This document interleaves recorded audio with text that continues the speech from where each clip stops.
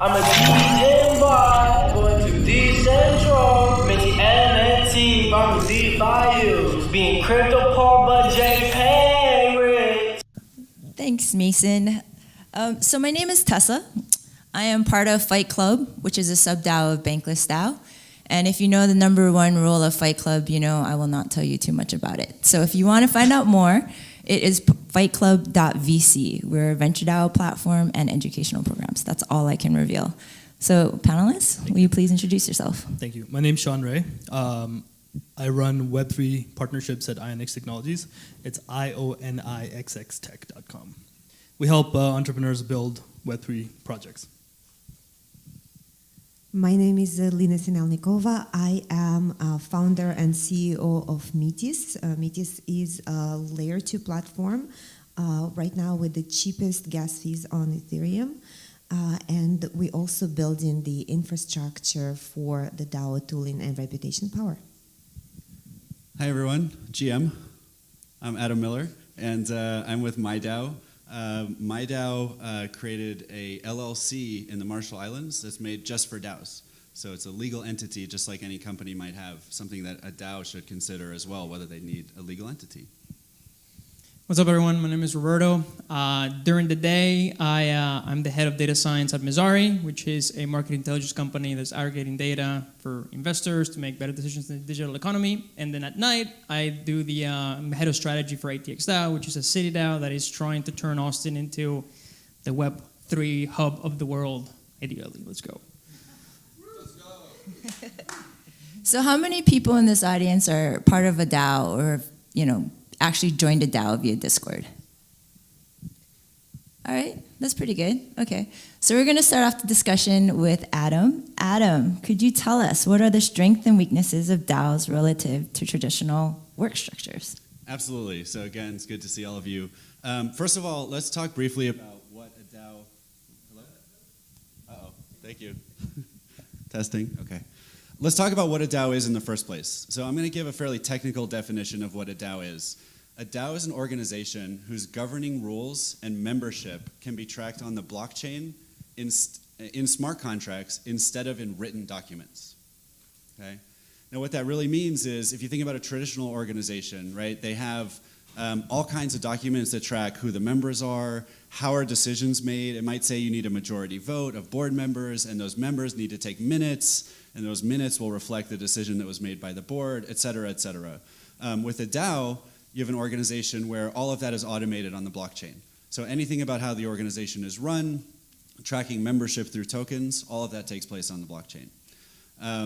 Now, an important word I use in that definition is the word can, because organizations don't have to do everything on the blockchain to be considered a DAO. A lot of DAOs, I'd actually say a majority of DAOs today, are on a path to decentralization. Right? It's a group of people that's working on something together, trying to achieve something together, and they're doing it in a fairly decentralized way with the goal of using tokens and smart contracts for governance and member tracking at some point in the future. So what are the strengths and weaknesses of DAOs? What the DAO makes possible is because you've automated governance and membership, you can have huge numbers of people participate in governance over an organization.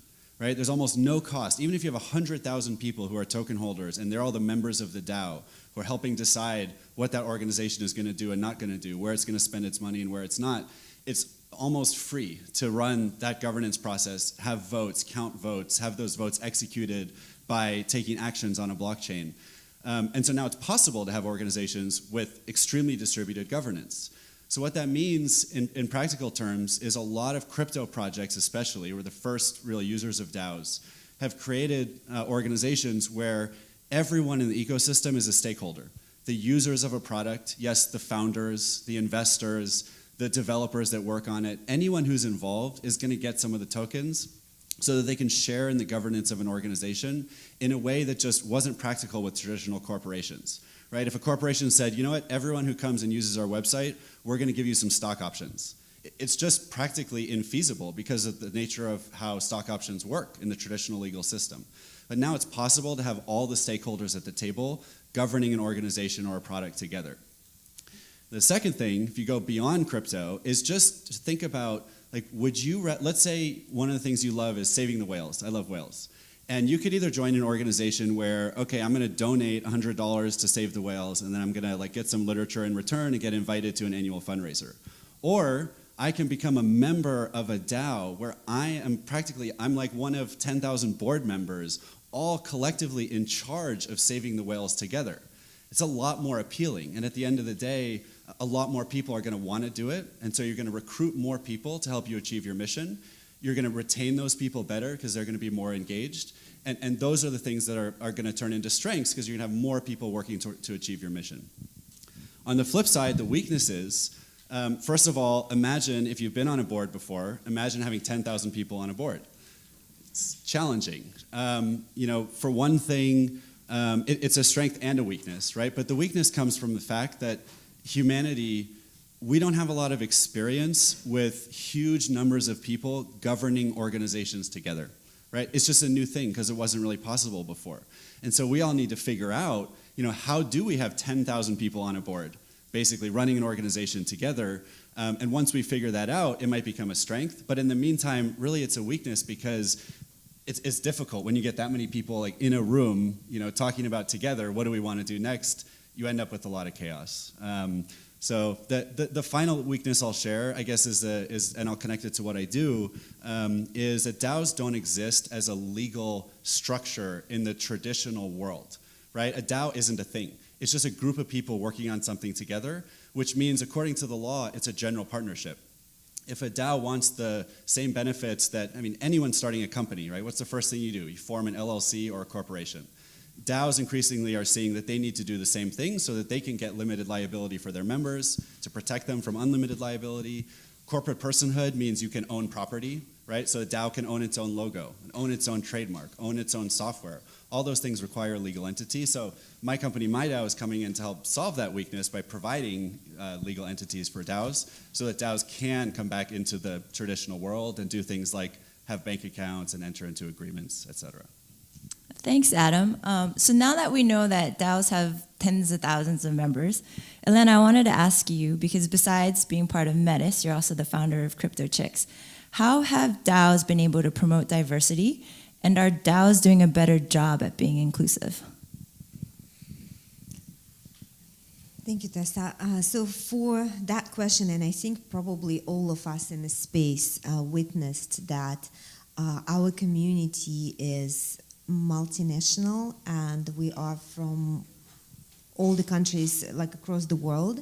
So same with the DAOs. Really, it opened up. So for us to be able to do the governance that through the blockchain, as Adam explained, we can unite all the people in one, let's say, in one company, in one corporation, no matter where they are in the world, no matter what their income is, no matter who they are, and no matter how they look like. So it is really, truly very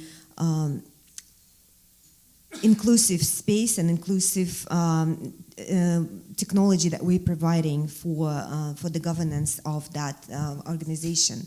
And as a CryptoChicks, for example, what women doing, like what majority of the women leaders doing, they are forming the communities around them, and these communities are all about social goods, social products, charities, and that is also including, of course, many people from the world who are from the different nations and different incomes, and they all want to do the same thing for the good of the world.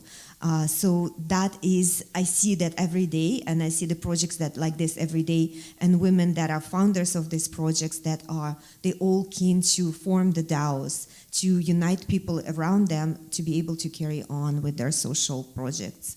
And at Metis, and that's what aligned with me as a founder of CryptoChicks, and that's how Metis is aligned. That's building all this DAO tooling, and that's what we do with the DECs, decentralized autonomous corporations, the infrastructure for which we create, and the reputation power that which we create as well. It all promotes that. So it's not only the transparency, but it's also every member has the ability to earn or to be recognized for the real deeds, for what they've done, and not who they are or how much money they have. Could I add to that? Of course. So I just want to say that you could join pseudonymously. Let's say you don't want to have your face out there, or you have social anxiety and you don't want to come in the front. So you could join pseudonymously and you'd be judged based on the content of your ideas and everything else. So I think it's a fantastic way for marginalized communities or people that are not comfortable coming out in the front to participate in DAOs as well. Can I push a little bit on that? Because Of I course. think, although in theory, yes, DAOs they're open, they're permissionless, anyone can join, et cetera, but the industry itself, crypto itself, is very male dominated, and that you see it in the communities of DAOs in general. So like, yes, you're nodding. As a woman, you're nodding, yes. And we experienced this with our local community, and it became really challenging in the beginning because you would invite all these women to come, but then 90% of the people that go to the events are dudes. So if I'm a girl now, I'm like, yeah, nah. Like, I don't want to hang out with a bunch of dudes and talk about crypto all day. Like, now, so I think DAOs need to put in a lot of effort to invite and to create more friendly environments for women to just come and congregate. And I don't think that's happening. I don't think we're there yet because it's just not a natural. It's not a natural progression, given that the industry is just very male dominated.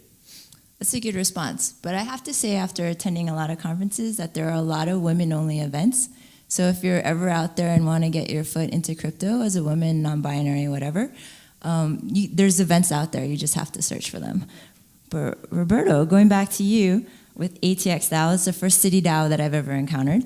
How are DAOs impacting and promoting change in the real world, off-chain? Yeah, so for us, there's three main things that we're trying to do here in Austin. So the overarching goal is let's turn Austin into Web3 capital of the world. And the way you can tackle that, or the way we've been tackling that, is through three ways. Building a very strong community of very qualified crypto professionals. Second, promoting and investing in projects that onboard local artists and local businesses so they can onboard it into the Web3 economy.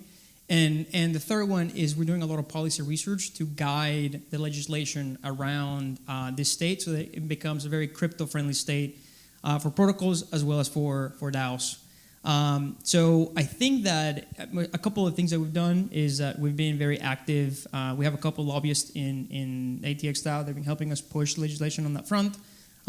We actually had we partnered with the Muralist not long ago, and we created a mural, and we created a higher resolution digital version of it, and we sold it as NFT so that the local artist gets an idea of how they can make money with this Web3 infrastructure. And the community component, you just start creating, if you aggregate and you create a quality community of crypto professionals, you realize that you're gathering a bunch of crypto knowledge that can be applied to all sorts of things, to local businesses, to artists, to anyone who wants to get onboarded. So I believe that if you have not only one city DAO, but multiple city DAOs around the world, you're accelerating the adoption of Web3 and by onboarding all these people into this new digital economy. Yep, absolutely. I would also say that when DAOs are combined with geolocation services as well as AR and VR services, there's going to be a range of use cases that open up as well. So they're going to be, and they're all going to be relevant to your current location, where you are physically. It could be your house, it could be out in the street, it could be on a highway, it could be anywhere else. Okay, Shaan, because you're the Web2 / logistics expert, what are some of the logistics of DAOs that people should be aware of? And we're going to open this question up to all the panelists because they all have their own specialties, but we'll start with you on the logistics side. So governance, definitely. Legislation's coming fast, and governance is something that people who are creating DAOs, they should think about governance. So that means choosing a jurisdiction, choosing how to incorporate when the time comes. And then, can I also talk about logistics, like actual logistics? Yep, definitely. Okay. This question was for you. Okay, awesome. So in terms of logistics, what's going to happen is the actual logistics industry, the FDA, for example, they have a rule that all the food service providers in the United States, they need to have traceability one step back and one step forward. So going forward, there's many blockchain solutions that are going to come to place where you have end-to-end traceability, but everything is masked cryptographically. So user data or farmer data or retail data won't be told to everyone on chain. So when we look at logistics, you could have a truck that's crossing a border, and as soon as it triggers certain sensors, that could trigger smart contracts that release payments, that create new smart contracts with new vendors on the other side of the border. And also it changes the insurance providers for the goods. So properly working a logistics system that's smart and that's governed by DAOs is going to make it several times more efficient than it currently is, and it's going to reduce transaction costs significantly as well. So Adam, MIDAO, Marshall Islands, why that jurisdiction versus everything else? We had this conversation earlier. I'm for Cayman Foundations, and he's for Marshall. So let's get on with this. Yeah, sounds good. And you said Cayman's been around for a long time, so it's tried and true. And I can't deny that we just passed a law in the Marshall Islands just a few months ago and just launched a MIDAO. So it goes back to actually my co-founder who runs a company that built a DEX called Clipper, which is the best DEX for trades under $10,000. And he wanted to give Clipper to the community in the form of a DAO. So one of the first things he did, because to him it just seemed obvious, was look for a legal entity for a DAO, and found that there were no entities at the time anywhere in the world that allowed for a DAO to avoid having to elect a board and have people take special positions of power, things like officers who take on extra liability, have written records of all of the memberships, some of the stuff I talked about earlier. So he saw that there were literally no good options. And so he had worked with the Marshall Islands previously on their Sov cryptocurrency project, which didn't go anywhere at the end of the day, but he had relationships in the government. So he reached out and we worked with folks in their government to educate them about DAOs and digital business in general, and we helped pass a law that created this nonprofit LLC, which even if you think of yourselves as a for-profit, actually can be a really good fit for the DAO part of your enterprise, and obviously happy to chat with you about that. But what's cool about the Marshall Islands is it's a really cool combination of being a sovereign nation. So it has a seat at the United Nations, it's its own country, and therefore it has its own laws, and there's no federal law that can come in and change things or anyone that can overrule their laws, but they do have a special relationship with the United States. So the US provides military protection to the Marshall Islands, provides financial aid and other services, and so there's kind of this special relationship with the US, but at the same time it allows you to be international as your jurisdiction, and therefore reduce your nexus in the United States when it comes to following rules, regulations, being involved with regulators in the United States. So for everybody in the audience who are thinking about starting DAOs, there's an issue that you probably haven't considered, which is the on-chain, off-chain on-ramps for paying SMEs and other providers of services, because they don't want to get paid in your governance token. So Roberto, let's talk about what you've encountered with ATX DAO and how you kind of solved the solution. So one of the big things that you need to do to build a very strong community is have these recurring events at somewhere so people know that something's going on at X, Y, and Z bar.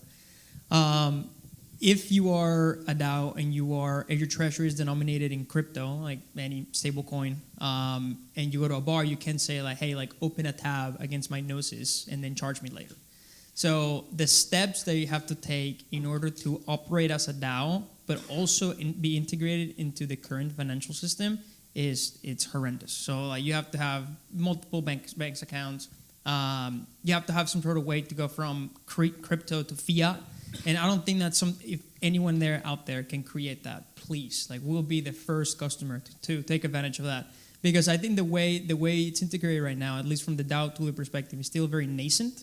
And it's very much needed. Like we're not the only DAO that needs to pay people or like venues or food or etc. So we're still missing that component. It's fine because I think DAOs are still like in the very early stages of everything. And therefore, the tooling for DAOs to be integrated into the general economy is still very, very early. So yeah, that's one of our biggest pain points right now. Do you want to add anything to that, Elena? Yes, but it's very good use case for the startups, actually, the ones that don't need to have all that yet, not just yet. So when they're just starting their business model, when they're just piloting their project, having for the business to get a bank account, it's actually pain, right? So to get a credit card, that is a pain, right? So you need to be, and then to get registered as well, it's the extra expenses as well. So you don't really need all that to test your idea, to get yourself off the ground, but to have that ability to run your company as the DAO, and maybe to pay your employees in crypto, just for the first time, for the first few months or weeks while you're testing this idea, and to also have the shares within the company that are distributed as the tokens. This is very viable use case, and that's what the startups from our incubator that they would like to pilot that. So just saying that maybe that's it's a good start, but yes, with all the regulations and everything, it's not going to be easy for sure with the DAOs. Mm-hmm. Can I add something? Yep. I think the most important lesson that we've learned with ATX DAO is that if you want to start a DAO, do it very slowly. It's very tempting to want to go from 1 member to 1,000 members. But managing 1,000 people, and if you have no framework to go from going into a Discord to how you go and contribute to the DAO, your members are going to be so euphoric, and they're going to be so confused when they get to the DAO and say, like, I don't know how to contribute. I want to contribute, but I don't know how to contribute, and no one's telling me how to do that. So managing 1,000 people, 10,000 people is something that early DAOs started doing a lot, because it was the simple thing they had to do was just get the token, go into the Discord, and want to contribute. And euphoria is very ephemeral. So like you only get that momentum the first couple of weeks, and they're like, well, I don't know what to do. So I'm just not gonna try to do anything. So if you want to start a DAO, start with 10 people, 15 people, and then make sure that they're happy, make sure that they know how to do things, and then scale to 50, and then 100.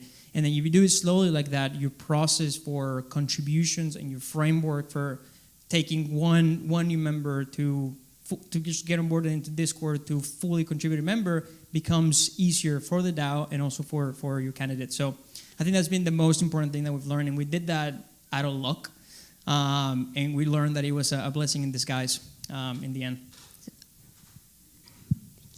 So, and I think in this space we're still missing this tooling for the DAOs to build their own economy. To have something like easy plug-in the token, easy plug-in the payroll, the easy plug-in something that you can use right away, and you don't need to go and look somewhere for it, or you need to use your developers to do it, and lose the time. And that's something that we're working on, and we're building, and we're encouraging the whole community to actually come forward. So if you are interested in building such tooling, so we are very, very interested, you can contact me. So I'm going to ask the panelists up here to give your last piece of advice and also your social medias so that people out there can find you. What do you recommend, or what have you learned from your DAO experiences? Do a lot of research before you participate in a DAO, and do a lot of research before you start your own DAO. We have a dev shop, so anyone who's looking to start a DAO, we can help with that. My social medias are all Shaan.ray, so LinkedIn, Twitter, Instagram, and Medium. I have a blog on Medium, so medium.com /ShaanRay. If you would like to try the DAOs right now, we have it up and running on portal.metis.io. So you can join, you can create your first DAO, you can join other people. You cannot do anything else right now because we will be releasing the second version within a month. But yes, so there is a place to try already. And again, start slowly, of course. I'll give a little bit of a different perspective from Shaan. I would say actually the way to do the research is start joining some DAOs. Every day in Discord servers, I see people coming in and saying, hey, it sounds like you're doing something really cool. How can I help? And so for a lot of DAOs that are ready to bring you into the conversation and give you things to help with, that's how you join your first DAO. Literally, you find their website, there's a link to their Discord server, and then you go in and you say, hi, here's who I am, how can I help? And you go from there. The other very specific piece of advice I'll give you, there's a whole event about DAOs coming up at the end of June in New York, right after NFT NYC. It's called DAOplanet.nyc. That's the website. 2 days, everything's about DAOs. DAO tooling, DAO legal, everything you can imagine about DAOs. And I'll be there, of course. And if you want to find me on social media, I'm on Twitter at least, The Thriller, with an underscore at the end. Don't forget the underscore. Thanks.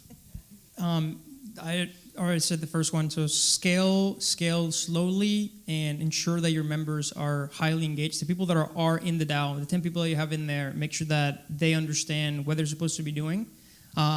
Build a very strong framework on how a contributor can contribute to the DAO.